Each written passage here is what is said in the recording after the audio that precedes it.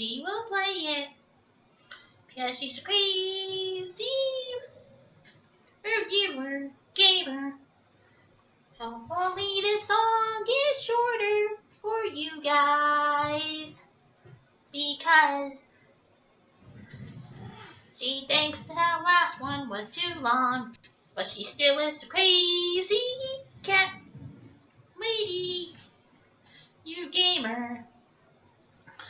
Hopefully this is the last one because like before, I don't like singing these songs. CrazyCatLady Gamer Reviewer or Martha Butler does not own any trailers or pictures. I use them under fair use for educational and entertainment purposes. Hi everybody, Mark here. So this is probably one short review because I already know this movie and it's not very long anyway. So movie review we're gonna do right now is something that you probably not be surprised at something that's Halloween related that you can watch on Halloween, but because not a lot of people know about this movie, but a lot of movies that I watch on Halloween are little bitty kids movies that look like kids movies, but they're not because how much violence there are in these movies, especially this one. So since I read the book last year, I read the book recently, Animal Farm, and and this one can be counted as a Halloween movie because of how much and a propaganda movie too, but how much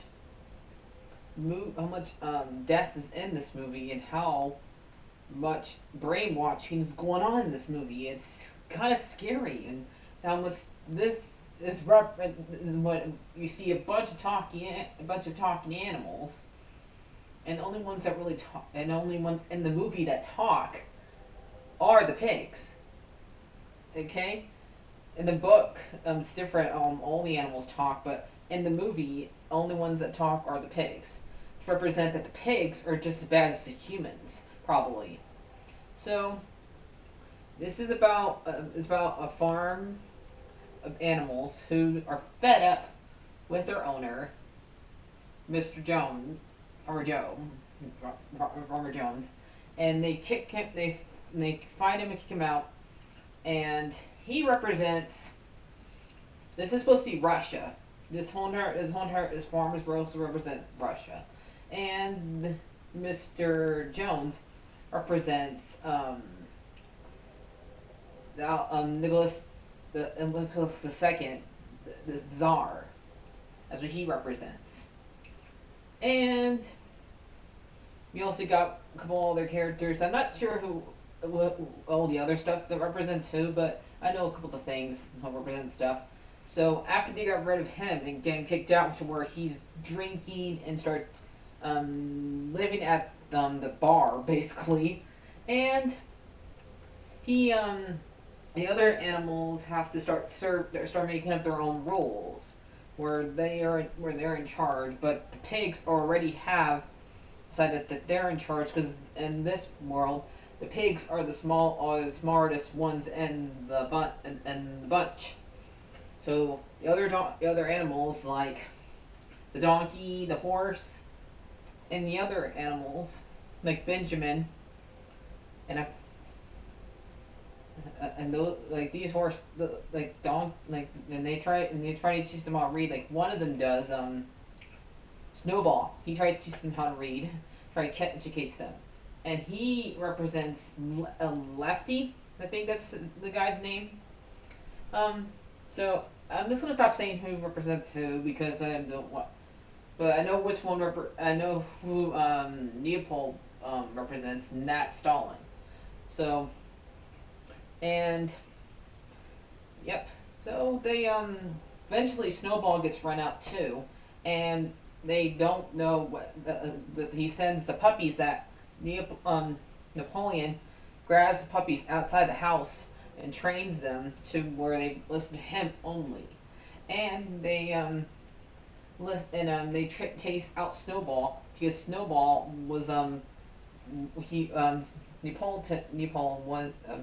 wanted to be only one that's in charge, the only one, and he saw Snowball as a threat, and so and when they started building up a windmill and to like store food in, and they made a lot of rules are is that you don't sleep in the house, even though the pigs are starting to sleep into the house, and the pigs are the ones that actually started to disobey the rules and stuff like that. And one of the most important rule in this is that it says all animals are equal amongst the other, because that's the one. And but slowly but surely, the pigs start breaking the rules and starts getting rid of the ones that Snowball um, left on there. So soon, only when it's on, they start changing the rules, like where they start saying that only one that's allowed to sleep in the house is the pigs, and stuff like that. They started changing and adding to the rule board, and I'm pretty sure like when they start getting food from the chickens and start selling them to humans, because the one I think one of the other rules was to stop trading amongst humans, and so but they started giving their eggs to them, and so soon the chickens and the ducks start rebelling against them, and then they all end up getting killed by dogs, and they also a cat ends up getting killed. The cat didn't get killed, even though the cat was not even part of the rebellion, even part of the rebellion. So, and I guess that person represents Hitler. One of the neighbors does. I don't know which one, but one of them do. But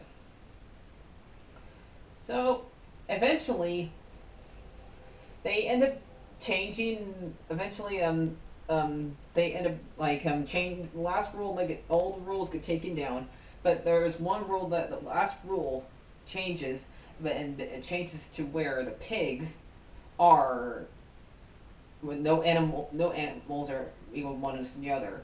It's because they're saying the pigs are above the other animals. So this is where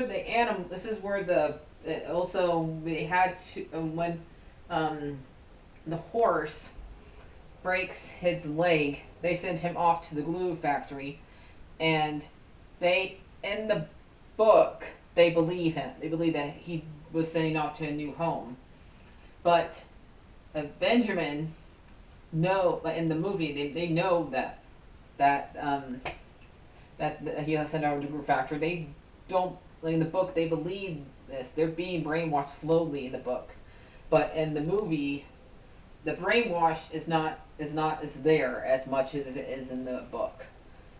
Because at the very end of the book, in the movie, this doesn't happen either. The animals uprise against the pigs after they see the pigs look like humans. And stuff like that. And a lot of the other animals have to say goodbye to all their stuff that the humans gave them, like a bow and stuff like that.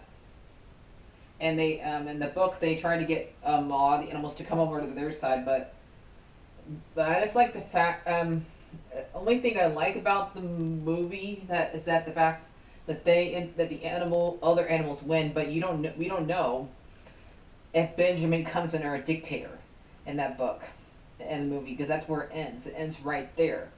So we don't know if Benjamin comes in or a dictator, or if they decided to leave the farm. So what do I give this movie? Well, I understand that what the author was going for, and I also understand what the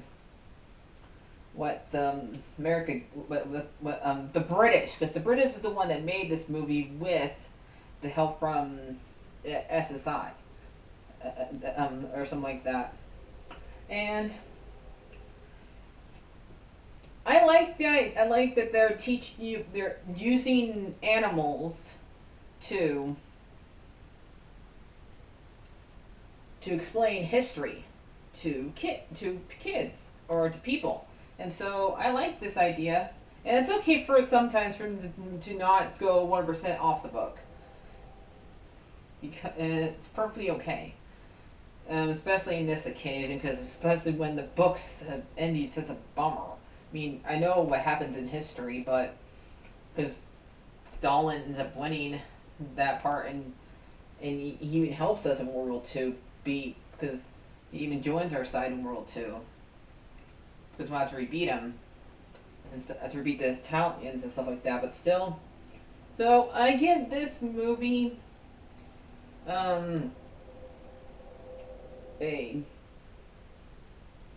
out of 10, because the animation's kind of somewhat dated nowadays, but and also some of it's a little horrifying, like especially when the other animals are like start singing that song that they wrote.